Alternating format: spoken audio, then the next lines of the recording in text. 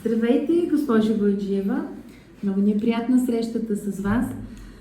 Ще ни бъде много интересно и полезно да ни разкажете и да ни запознаете с опита, който имате през годините назад в работата с деца с специфични потребности и, разбира се, по-конкретно деца с дислексия.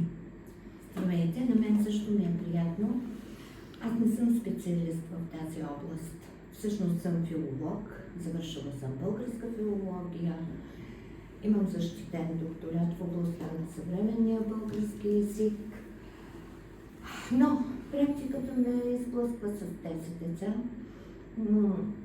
Учителка съм, между другото, след 40 годишнината си, малко късничко, и това може би беше моето спасение, да не се притесня от тези деца, да започнем да търся причините, поради които те имат затруднение в четенето, някои в писането, дори всички с дислексия имат и в писането, въпреки че не е дисграфията.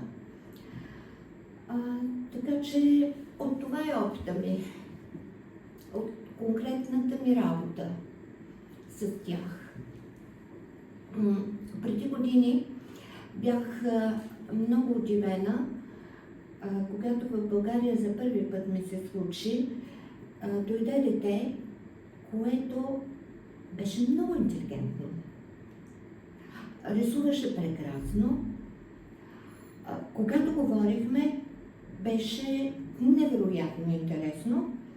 И в един момент, когато помолих да ми прочете нещо, се оказа, че не може да чете. Аз бях в шок. Добре, че при мен работеше една логопедка с малко по-широки разбирания, че тя ми каза, че освен логопедичните проблеми, има и нещо наречено дислексия.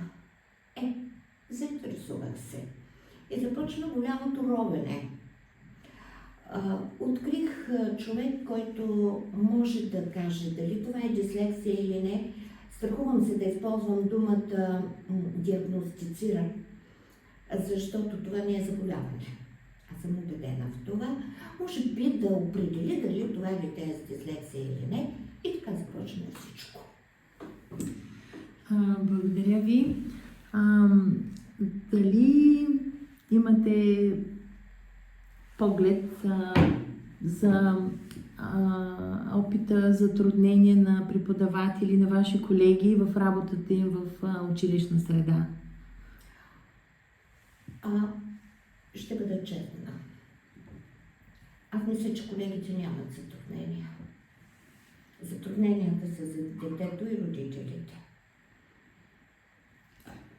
Може би съм крайна, но всички деца, абсолютно всички деца, които познавам, а те не са малко, да, разбира се, на фона на един випуск от над 1000 деца, 10, да речем, са малко, но всяко дете си е един свят.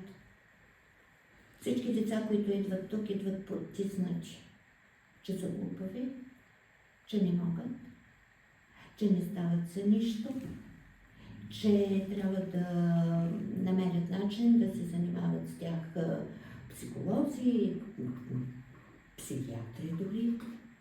Всъщност това са съвсем нормални деца, така че колегите много леко, с много лека ръка казват мързелив, глупав, не учи, не става, не се труди, а всъщност не знае, че това е проблем. Абсолютно. Явно убедени сме, че тези деца, както и родителите, имат нужда от подкрепа, както в училищната среда, така и извън нея. Вярвате ли, че в България, в нашата страна, се полагат необходимите усилия и евентуално какво може да се подобри?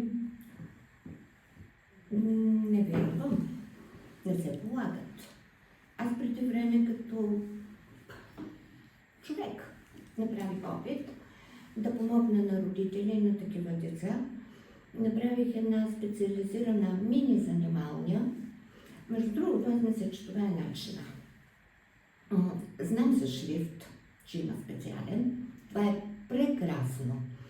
Но тези деца имат нужда не само от този специален шрифт, защото дислексията е свързана и с много други умения, върху които трябва да се работи. То тръгва от ориентацията.